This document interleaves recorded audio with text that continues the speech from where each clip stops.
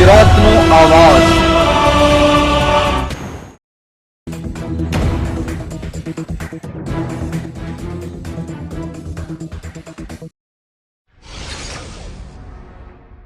રાજકોટમાં સર્જાયેલ અગ્નિકાંડ મુદ્દે ધોરાજીના કોંગ્રેસના પૂર્વ ધારાસભ્ય લલિત વસોયાનું નિવેદન।